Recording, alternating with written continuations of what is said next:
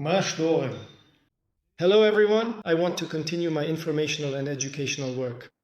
And looking ahead, I want to take a moment to note that I am almost completely certain that the Russians will attempt to seize the initiative. They always do this, and I am confident they will definitely find some Chechen individual to present on an English-speaking platform as a counter to me. This is a pattern I have seen before. In this video, I will try to shed as much light as possible on the political situation unfolding among the Chechen people. But to do that, I'll have to touch on some historical events from the 1990s. In 1991, Russian, Ukrainian, and Belarusian leaders signed the dissolution of the Soviet Union. But before that, they passed a bunch of laws to make their system appear supposedly legal. I want to point out right away that the Chechens were never part of the Soviet Empire by choice, but were forcibly included. This was exactly how it was stated in the documents. But let's return to the collapse of the Soviet Union. Immediately after it, the Chechens, as permitted by the former Soviet Union's own laws, as well as by international law, set a course for self-determination. And right away, in that same year, 1991, the Chechens declared their independent state. And already in 1992, the popularly elected parliament of the Chechen Republic adopted a national constitution. The Chechens also held nationwide presidential elections with a turnout of 72%. And in the election, Dudayev won with more than 90% of the votes. At that time, political chaos was unfolding in Russia. Russians are fighting among themselves, firing tank shells at the council building, that is, the White House.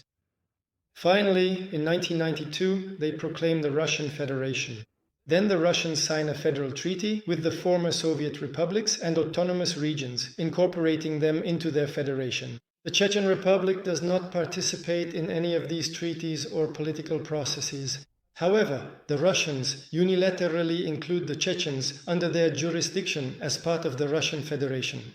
Naturally, the Chechen people do not agree with this decision and continue to live their own state life from 91 to 94. After a series of serious provocations, Russia nevertheless invades the independent Chechen state in 94.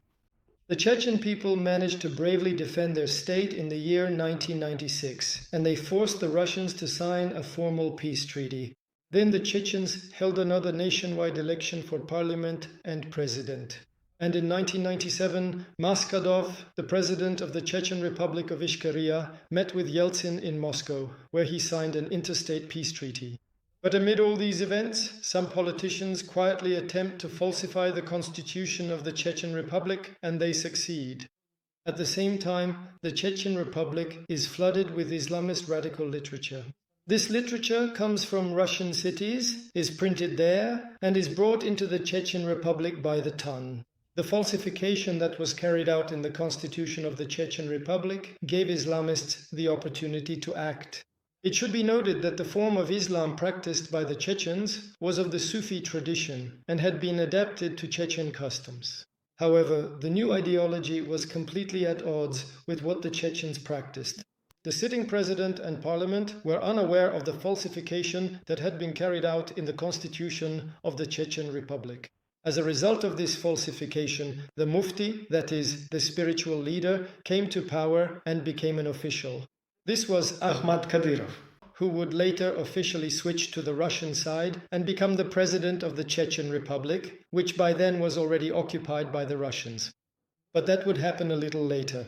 For now, Kadyrov Sr., while serving as an official of the independent Chechen Republic of Ichkeria as Mufti, was radicalizing and Islamizing the Chechens. Even though he represented the traditional Islam practiced by the Chechens, he also took part in the radicalization. The Russians, by creating two sides, played a game of good cop and bad cop. At the same time, both sides, one representing traditional Islam and the other representing Wahhabi Islam, were involved. This is explained in detail by one of the ideologists behind the creation of this confrontation, the Russian ideologue Dugin. At one of his ideological conferences, he explains in detail how they set the Chechens against each other and thus suppressed the Chechen resistance fighting for independence. All this time, a harsh Islamization is taking place in the Chechen Republic. Radical literature continues to steadily flow in from Russia. As a result, Chechen Islamists of the Wahhabi persuasion form a brotherhood with neighboring Dagestani Islamists and create the so-called Congress of Chechnya and Dagestan. Russian-speaking Arabs arrive in the Chechen Republic and large sums of money begin to flow in. In two villages of the Russian Republic of Dagestan, which is located nearby, Sharia law is established. Stepashin, who was the director of the FSB at the time, visits these villages and announces on television that it wouldn't be a bad thing if all of Dagestan had such Sharia law. Finally, a provocation takes place in these two villages. The Russians, represented by the Federal Center, send in the army and military equipment, declaring that they are restoring constitutional order. Chechen Islamists, in turn, go to help their Muslim brothers. Meanwhile, a series of explosions rocked Russia, which culminated in the Ryazansk sugar incident. A detailed and comprehensive investigation into the infamous Ryazansk sugar incident can be found in the work of the well-known journalist David Satter, who thoroughly examined the case and produced a documentary film about it, which is titled FSB Blows Up Russia. At that particular time, the then unknown but rapidly rising political star, Vladimir Putin, was serving in the important role of acting president of Russia, a position he had recently assumed. Putin shouts to the whole world, "We have been attacked," and launches an attack on the Chechen Republic. The Chechens, divided by religious tactics, begin to suffer defeats and surrender city after city. In the end, the Chechens surrender the capital of the republic, Grozny. The resistance shifts to a guerrilla phase. Young people, who initially aspired to independence, join the ranks of the guerrillas, where a trap awaits them. Provocateurs operate within the guerrilla units, and they Islamize everyone who joins their ranks. In the eyes of the global community, the Chechens appear as fighters for the faith, spreading Islam. However, from within the people themselves, everything looks different. The lawlessness brought by the Russians, killings, mass persecutions, and absolute anarchy becomes impossible to endure. People begin to leave the territory of their own republic and naturally the Russian Federation en masse. Today, about 300,000 Chechens are living in European countries, but even there, Islamic ideologies have caught up with them. Provocateurs and imams spreading Wahhabi Islam have reached Chechens even in European countries. A stream of Islamist-oriented information is pouring in from virtually all social networks and platforms. In the Chechen Republic, Russians have built more than 1,500 mosques, and over 80 more are currently under construction. Politicians representing the independent Chechen Republic of Ichkeria were also forced to leave the territory of our state. Some politicians switched to the side of the occupiers. The current politicians in the Chechen political arena today are Islamists. This does not reflect the will of the Chechen people or the original constitution.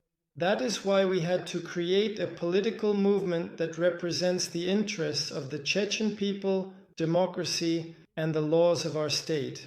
To counter the propaganda of Islamism within the Chechen community, it is necessary to demonstrate the failure of political Islam.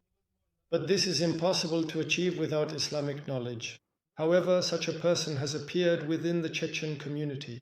He calls himself anti-terror. His name is Muslim Satuev. Although this guy's methods are indeed quite rough and unrefined in his struggle, there must always be counterbalances in society.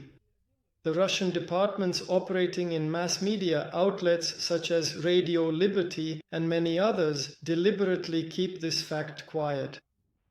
The two artificially created sides of different Islamic ideologies, which I mentioned earlier, are now united and under the control of the occupation regime operating in the Chechen Republic.